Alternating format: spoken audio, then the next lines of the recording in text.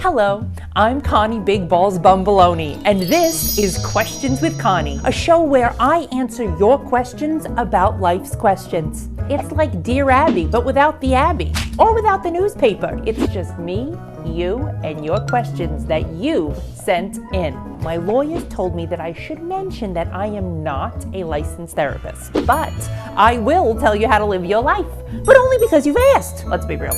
I'd be telling you how to live your life even if you didn't ask. Let's get to it. My first question comes from Gaga for Green Guy. Dear Connie, I'm an attractive gay man in my 30s.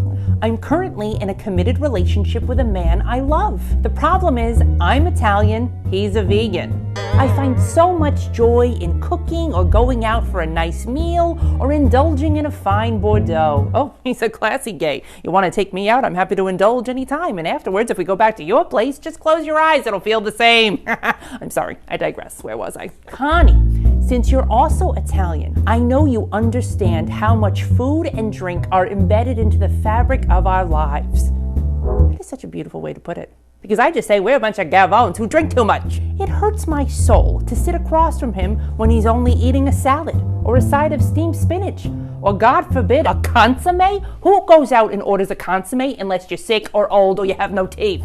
Oh my God, the horror. But I love this man. We have so many other things in common. We both take fitness very seriously, enjoy long walks in our neighborhood, and have an affinity for vintage gay porn. I didn't see that one coming, actually. I did. I totally did. Dull tracks. Connie, what should I do? Sincerely, Gaga for Green Guy. Dear Gaga, I would end it. I'm sorry. Have you brought this man home yet to meet your mother? Because you know that we Italians, we don't do well with people with food issues. I'm not calling veganism a food issue per se, but I'm not saying it's a food issue. The last time I was out to dinner and I saw a couple vegans, I thought they were vampires because they looked so pallid, okay? The waiter looked like he was about to have an aneurysm because they were asking so many freaking questions about the menu. I just think that there are plenty of gay guys out there who would be happy to try your pork tenderloin. You know what I'm saying? I say, Gaga, give up the green guy and find yourself a nice Italian guy who likes your meatballs, right? Get yourself back on the grinder or the butt whack or whatever the hell they're calling gay dating apps these days and have fun. Mwah. My next question comes from Losing My Lladro. I love a Lladro. Dear Connie, I'm a mother of two just like you. I've worked hard to make sure my kids are kind and respectful, especially when we're visiting other people's homes. My sister, on the other hand, allows her kids to run rampant and create chaos whenever visiting our home. They've broken 3 Lladros. Did you buy them in Spain? You probably bought them in Spain. Those God. My sister doesn't see it as a problem and says, quote, kids will be kids. Don't keep a Lladro in your house if you don't want it broken.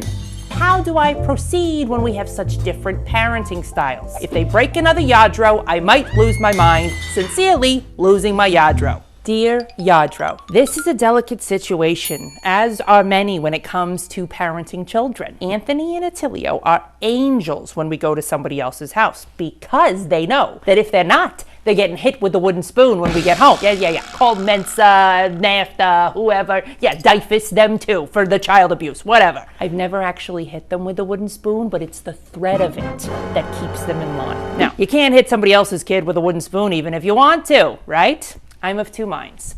You can either give your sister an invoice for all the shit that her kids have broken, or you go to her house and you start breaking a bunch of Lladros, china, crystal, whatever, and see how she likes it. An eye for an eye. That's how my husband does business, and it's worked out for him so far. Godspeed, Lladro.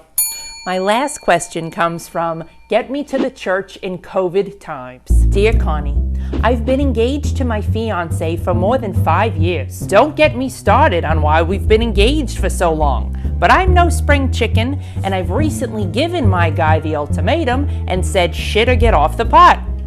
Good for you. He shit, wiped, flushed, and here we are getting married in 2 weeks' time. I love this broad. And I completely relate because my husband, he was dragging his feet, he's dragging his feet. And I said, listen, if you want to have that kind of sex on a Saturday night, put a ring on it, okay? Now we've been married for 25 years. Anyway, the issue is we're getting married in COVID times. My fiance's family is insisting that everyone quarantine and get tested before the wedding.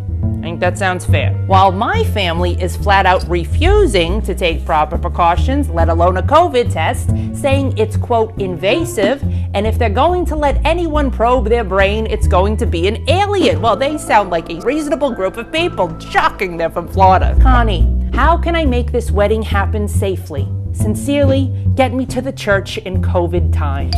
Dear Get Me to the Church, have you ever been to Las Vegas? I hear it's lovely this time of year. Get in the car now, zoom your family in, and get married in front of Elvis.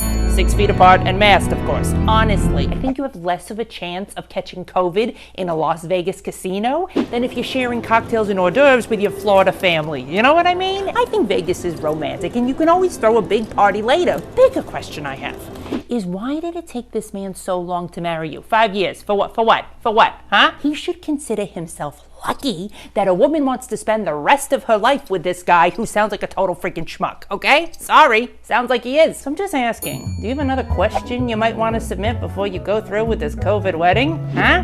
I'll be here. Stay tuned for the next episode of Questions with Connie. XOXO.